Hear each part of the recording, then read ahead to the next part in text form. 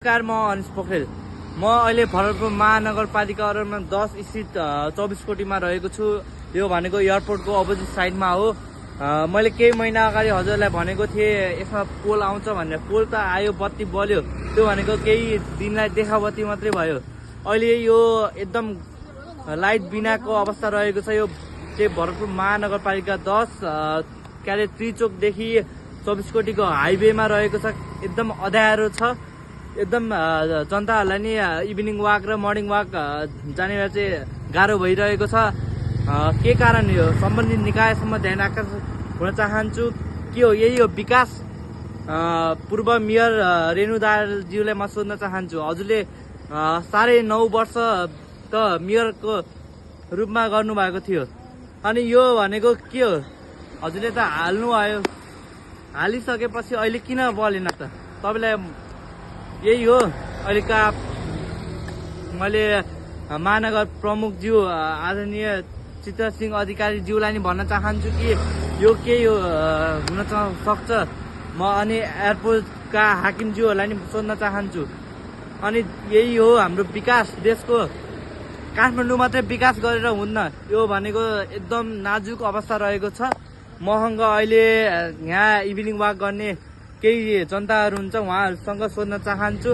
धन्यवाद। सम्पूर्ण नमस्कार, म अनिश पोखरेल। म अहिले भरतपुर महानगरपालिका 10 त्रिचोकदेखि 24 कोटी जाने बाटोमा रहेको छु। मसँग अहिले इभिनिङ वाक गर्ने क्रममा उहाँ दिदी भेटिनु भएको छ। उहाँसँग म केही प्रश्न सोध्न चाहन्छु। दिदी नमस्कार। नमस्कार। हजुर, यो भरतपुर महानगरको यो अहिले अँध्यारो अवस्थामा कस्तो भयो? इभिनिङ वाक गर्दाको बारेमा यसो भन्नुहुन्छ। इभिनिङ वाक मात्रै नभएर यहाँ बेलुका अब पसल बन्द गरेर आउने, बजारबाट फर्किने मान्छेहरूलाई पनि धेरै गाह्रो भएको छ। अनि बिहानमा यो नारायणी मावि, चितवन मावि पढ्न जाने विद्यार्थीहरू झोला बोकेर हिँडेको हामीले प्रत्येक दिन मर्निङ वाक गर्दाखेरि भेटेका छौँ। सबैलाई यहाँ गाह्रो भएको छ। हाम्रो महानगरपालिका भन्दा त भरतपुर महानगरपालिका धेरै विकसित ठाउँ, देशकरी राम्रो भनेर बहिनी त चल्यो, तर खासमा चाहिँ जस्तो सोचाइयो त्यस्तो चाहिँ भइराखेको छैन। बत्ती बाल्ने भनेर भन्यो, 2-4 दिन बत्ती बोल्छ पोलमा। अस्थायी पोल गाडेर बत्ती बाल्ने भइरहेको थियो, बत्ती बाल्ने कार्यक्रम भइरहेको थियो। हामीले 10 नम्बर वडामा पनि यो भनिरहेका थियौँ भन्दाखेरि, अनि वडाकै पहलमा होला सायद यो पोल 2टा पोल गाडेर बत्ती बाल्ने कार्यक्रम त भइराखेको थियो, तर बत्ती बोल्छ 2-4 दिन मात्रै बोल्छ। त्यस पछाडि फेरि त्यही अन्धकार गर्दा बेसकरी गाह्रो भएको छ। यो त विगत 10 वर्षदेखि केही पुरानो हो। अनि तपाईँहरू त इभिनिङ वाक पहिल्यैदेखि गर्ने। यहाँ त मैले सुने अनुसार त यहाँ चोरीहरू नि हुन्थ्यो अरे। हजुर, यहाँ त चोरी मात्रै नभएर मान्छे मार्नेसम्म पनि यहाँ हुन्थ्यो पहिला भएको भन्ने सुनिन्छ। हामी आएको पनि 20-25 वर्ष अहिले झन् जस्तो हो त्यस्तै छ। अहिले झन् यता झाडी पनि रहेको छ दुईतिरै, आर्मी ब्यारेक र यो एयरपोर्ट साइडमा चाहिँ झन् अँध्यारो भएको बेला चाहिँ यो मिडिया मार्फत के भन्न चाहनुहुन्छ त? धेरै डरलाग्दो अवस्था छ। यसलाई जे होस्, यो 24 कोटीबाट त्रिचोक निस्किने बाटोलाई वडाले प्लस महानगरपालिकाले पनि मध्यनजर राख्दै यसमा कसरी उज्यालो गराउन सकिन्छ त्यसमा ध्यान दिनु होला भन्न चाहन्छु। अब यो त नेपालकै नम्बर 1 राम्रो महानगरको रूपमा भरतपुर महानगरपालिका चाहिँ नेपालभरिकै राम्रो महानगर परेको थियो होइन, केही वर्ष अगाडि।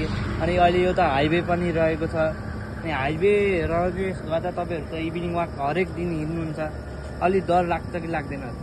लाग्छ नि, कति डर लाग्छ। कति हामी 24 कोटी आएपछि अन्त अरू बाटो हिँड्दाखेरि हामीलाई साथी चाहिँदैन भने 24 कोटी र त्रिचोक पुग्दाखेरि हामीलाई साथी चाहिन्छ। अनि पहिला त हाम्रो रिङ रोड एरिया चाहिँ अहिले केही महिना अगाडि चाहिँ बत्ती पोल भएको थियो, जोडान भएको थियो, बत्ती बलेको थियो भने यसमा चाहिँ के भन्न चाहन्छु? त्यहाँ मात्रै हो कि विकासको यहाँ पनि गर्नुपर्छ भन्ने?